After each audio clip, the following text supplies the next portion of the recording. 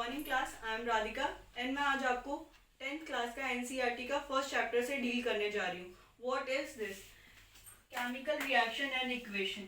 Chemical reaction and equations के बारे में आज हम पढ़ेंगे। फर्स्टली हम डिस्कस करते हैं व्हाट इज केमिकल रिएक्शन। इसके डेफिनेशन से स्टार्ट करेंगे। मैं इसके जितने भी नोट्स देते जा रही हूँ आप सब नोट डाउन करते जाइए, बिकॉज ये सारे हेल्प करेंगे आपको एग्जाम्स में। ठीक है, तो अब हम इसके केमिकल रिएक्शन से डेफिनेशन से स्टार्ट करते हैं। ठीक है, it is a process in which one और मोर substances form to generate a new substance and it can't be reversed by any physical method। ये एक ऐसा प्रोसेस होता है जिसमें एक और उससे ज़्यादा, एक से ज़्यादा भी हो सकता है पर एक से ज़्यादा ही होगा, एक नहीं होगा, एक और दूसरा और दो से ज़्यादा भी हो सकता है। जो रिएक्टेंट होते हैं वो एक दूसरे के साथ फ्यूज़ करते हैं, पार्टिसिपेट करते हैं एक दूसरे के साथ, so that they can form a reaction. और जब वो रिएक्ट हो जाते हैं एक दूसरे से तो एक न्यू प्रोडक्ट बनाते हैं। प्रोडक्ट क्या होता है? एक न्यू सब्सटेंस जो कि पहले से बिल्कुल डिफरेंट होता है, उसको कहते हैं chemical reaction. And they can't be reverse to back state. वो प्रीवियस पोजीशन में नहीं आ सकते हैं by any physical method. Physical method क्या होता है? कैसा कोई भी मेथड जो जैसे कि सेंट्रीफ्यूगेशन हो गया, डिस्टिलेशन हो गया, फिल्ट्रेशन हो गया, इवेपोरेशन हो गया, जो हमने पहले पढ़ चुके हैं, ये सारे फिजिकल मेथड है। अगर हम इसको लगाएंगे केमिकल रिएक्शन में तभी भी हम इनको चेंज नहीं कर सकते प्रीवियस पोजीशन के लिए। मतलब प्रीवियस जो सब्सटेंस था वो हम नहीं ला सकते हैं अगर एक बार केमिकल रिएक्शन हो जाता है तो। ठीक है, अब हम पढ़ेंगे what is chemical reaction involve. Chemical reaction जब एक होता है तो वो क्या क्या इन्वॉल्व करता है, उस टाइम क्या क्या जनरेट होता है, क्या क्या उस टाइम चीज़ें उसके साथ होती हैं। First is changes in state. उसके स्टेट में चेंजेस आते हैं। जैसे कि दो केमिकल रिएक्शन, जब एक केमिकल रिएक्शन होता है तो उसका जो फर्स्टली जो प्रोडक्ट केमिकल रिएक्शन का जो रिएक्टेंट का स्टेट होता है, जब वो एक दूसरे से पार्टिसिपेट करके रिएक्ट करते हैं तो चेंजेस आते हैं। जो न्यू प्रोडक्ट जो बनता है उसका स्टेट पहले से चेंज होता है। मीन्स जैसे कि अगर रिएक्टेंट गैसियस है, लिक्विड है, तो वो चेंज होके या फिर सॉलिड या लिक्विड में चेंज हो सकता है। Then changes in colour. जब एक रिएक्शन होगा तो ऑफ कोर्स दो प्रोडक्ट एक साथ रिएक्टेंट एक साथ मिल रहे हैं तो वो न्यू प्रोडक्ट बनाएंगे तो उसमें कलर चेंजेस होंगे। ये मैं आपको आगे एग्जांपल्स के थ्रू बताऊंगी। Changes in temperature. टेम्परेचर में भी चेंजेस आते हैं बिकॉज हीट इवॉल्व होती है, फिजन होता है, फ्यूजन होता है। तो दो जब रिएक्टेंट एक साथ पार्टिसिपेट करते हैं तो उसके बीच से हीट इवॉल्व होती है, गैसेस इवॉल्व होते हैं, तो उसकी वजह से टेम्परेचर चेंजेस भी आते हैं। ठीक है, फिर इवोल्यूशन ऑफ गैसेस। जब दो रिएक्टेंट एक साथ मिलते हैं तो उसमें से गैसेस भी जनरेट होती हैं, वो मैं आपको आगे एग्जांपल्स के थ्रू समझाऊंगी। अभी हमने पढ़ा कि उसकी डेफिनेशन क्या होती है केमिकल रिएक्शंस की। देन उसके बाद हमने पढ़ा कि उसमें क्या क्या इवोल्यूशंस होते हैं, मतलब वो क्या क्या इवॉल्व करता है। हीट जनरेट होती है, देन उसमें गैसेस इवॉल्व होती है, उसका प्रीवियस स्टेट चेंज हो जाता है। अब हम पढ़ेंगे कि what is chemical reactant and what is chemical product. एक रिएक्टेंट क्या होता है? दो substances that take part in reaction. जब एक सब्सटेंस दूसरा सब्सटेंस एक दूसरे से फ्यूजन होगा, फिजन होगा, वो एक रिएक्शन में टेक पार्ट करेंगे तो उसको कहते हैं हम केमिकल रिएक्टेंट।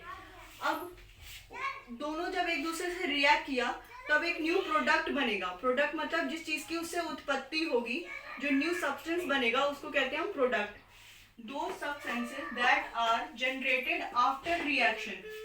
जो न्यू जनरेशन होता है सब्सटेंस का उसे कहते हैं हम product. That can be a gas, that can be a liquid. वो उसकी हीट चेंज, उसका मतलब टेम्परेचर चेंज होगा, पहले से उसका स्टेट चेंज होगा।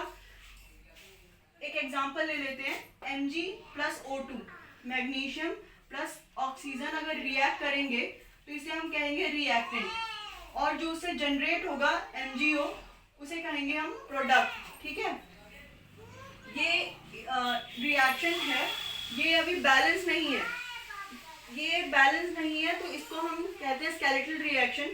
इसको हमें बैलेंस करना सीखना पड़ेगा। आगे मैं आपको बताती हूँ इसको कैसे बैलेंस करते हैं। अभी मैंने आपको डेफिनेशन बताया, इसके बारे में बताया कि क्या इन्वॉल्व करता है वो।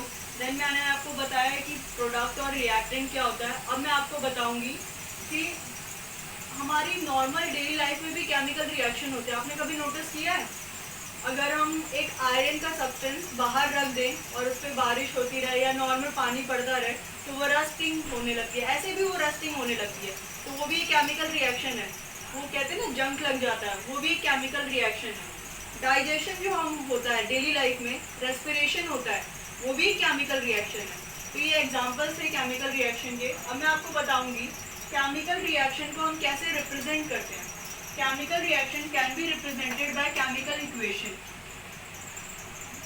केमिकल रिएक्शन जो एक होता है उसे हम केमिकल इक्वेशंस के थ्रू रिप्रेजेंट किया जाता है। It involve uses of symbol. Symbol का यूज करते हैं। जो भी हम प्रोडक्ट बन रहा है या फिर जो रिएक्टेंट है उसको हम सिंबलाइज करते हैं कि उसका स्टेट हम सिंबलाइज करते हैं कि वो सॉलिड फॉर्म में है, लिक्विड फॉर्म में है, या फिर उसके हम उसको पूरा लिखने में प्रॉब्लम होगी तो उसको सिंबल्स के थ्रू डिनोट करते हैं। जैसे आयरन का Fe, तो हाइड्रोजन का H होता है, तो उसको सिंबल के थ्रू हम डिनोट करते हैं। Of reactant and product, mentioning of their physical state. किसका करते हैं? रिएक्टेंट्स का करते हैं और प्रोडक्ट का करते हैं, जो भी एक रिएक्शन में इन्वॉल्व होते हैं, और उनके फिजिकल स्टेट मेंशन करते हैं, सॉलिड है, लिक्विड है, गैसियस है।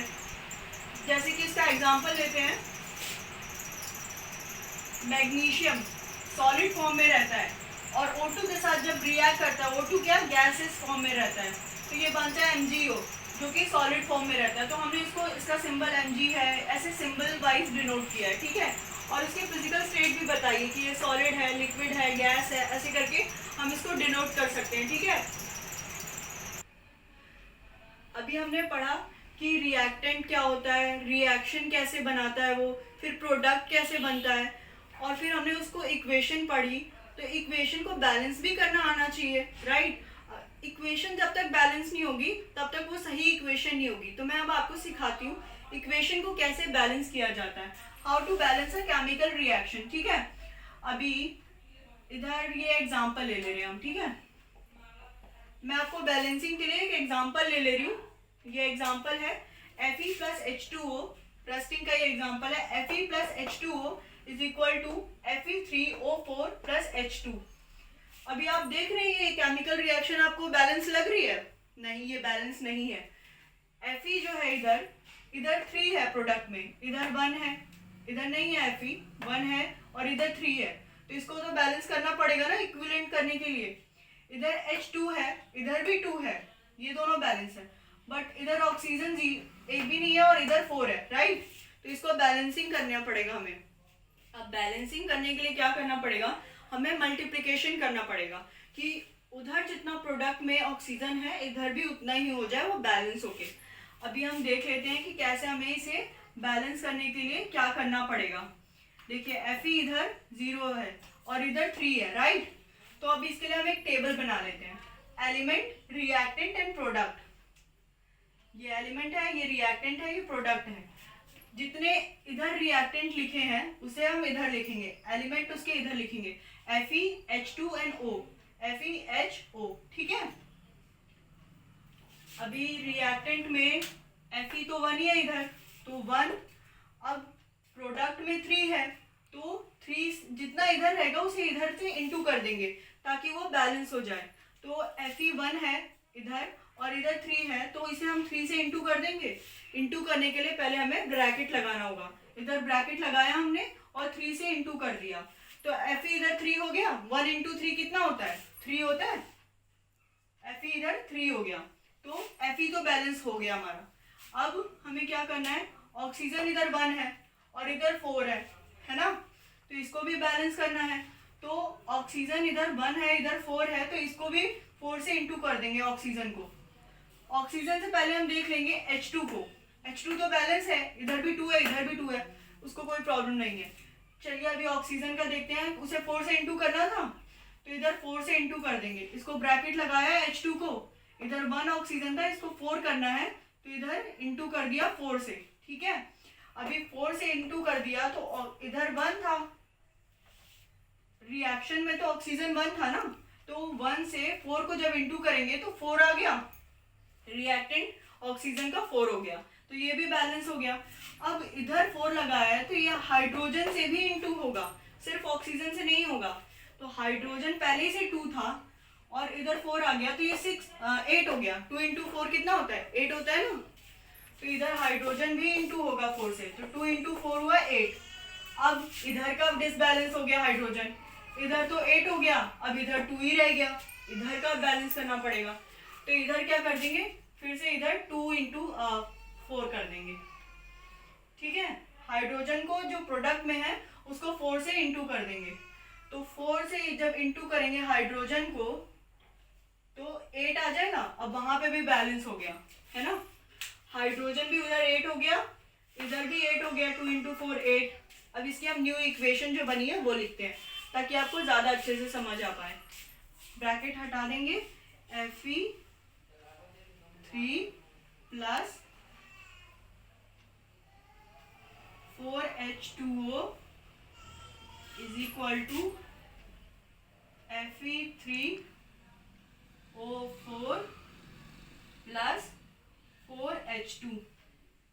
अब ये हमारी इक्वेशन जो है ये बैलेंस इक्वेशन है, इसको हमने बैलेंस कर दिया है। आपको मैं एक दिखाती हूँ, यहाँ पे 3Fe है, यहाँ पे भी 3Fe है, राइट, यहाँ पे भी 3Fe है। अब यहाँ पे 4 इंटू 2 कितना होता है? 8। यहाँ पे 8 हाइड्रोजन है, यहाँ पे भी 8 हाइड्रोजन है, 4 इंटू 2। अभी यहाँ पे ऑक्सीजन जो है वो 4 है, 4 ऑक्सीजन, अब यहाँ पे भी 4 ऑक्सीजन है। इस तरह से ये इक्वेशन बैलेंस हो गई। आपको पढ़ाया है डेफिनेशन केमिकल रिएक्शन की, रिएक्टेंट क्या होता है, प्रोडक्ट क्या होता है, केमिकल रिएक्शन को हम कैसे डिनोट कर सकते हैं, केमिकल रिएक्शन कैसे हम बैलेंस कर सकते हैं। ये मेरा न्यू चैनल है, प्लीज़ इसको सब्सक्राइब करिए, लाइक शेयर करिए ताकि मैं आपके सपोर्ट से आगे बढ़ूं।